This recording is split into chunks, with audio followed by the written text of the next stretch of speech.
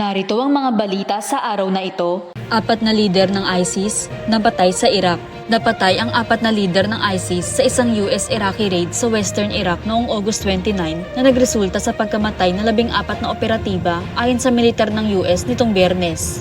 Ibinunyag ng US ang operasyon noong Agosto kung saan nasugatan din ang 7 tauhan ng militar. Inihayag naman ng US Central Command nitong Biyernes na kumpirmado na ang pagkamatay ng ilang lider ng ISIS kabilang si Ahmad Hamid Hussein Ad al-Jalil al-Itawi na responsable para sa lahat ng operasyon sa Iraq. Ngayon naman ay dumako tayo sa balitang showbiz.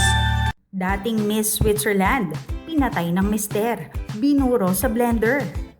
Pinatay ng kanyang asawa ang isang dating finalist ng Miss Switzerland at binuro ang mga labi niya sa blender, ayon sa mga ulat nitong Biyernes. Hindi tinukoy ng mga otoridad ang biktima sa kanilang ulat, ngunit siya ay pinangalanan ng The Telegraph, batay sa mga medical reports. Natagpo ang patay ang 38 anyos na si Kristina Joksimovic sa kanyang bahay noong Pebrero sa Binningen, Switzerland, ayon sa New York Post. Sinabi ng mga opisyal ng Switzerland na ang asawa ni Kristina na tinukoy lamang bilang Tomas ay dinala sa kustodiya. Iniulat din na hiniling ng 41 anyos na si Tomas ang pagpapalaya sa kanya. Ngunit tinanggihan ito ng Miyerkules ng Federal Court sa Lausanne matapos niyang aminin ang pagpatay at pagpuputol-putol sa bangkay ni Joksimovic.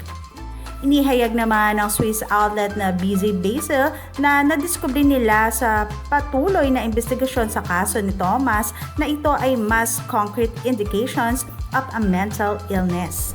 At narito naman ang mga balita sa ating bansa. Mga pinansyal na dokumento ni Roque kailangan malaman ng publiko. Representative Barbers. Nanindigan si Surigao del Norte Representative Ace Barbers, ang pinuno ng 4 na joint committees ng Kamara na nagsisiyasat sa mga umano'y krimen na kinasasangkutan ng Philippine Offshore Gaming Operators o POGO, na ang sapina para sa mga dokumentong pinansyal ni dating Presidential Spokesperson Harry Roque ay nakabatay sa interes ng publiko.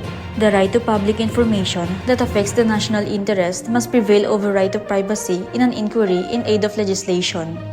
Saad niya, binigyang diin din ng mambabatas na nais lamang ng House Squad Committee na sagutin ni Roque ang mga tanong mula sa mga miyembro nito. Ako si Jenny Rose Albason, nag-uulat.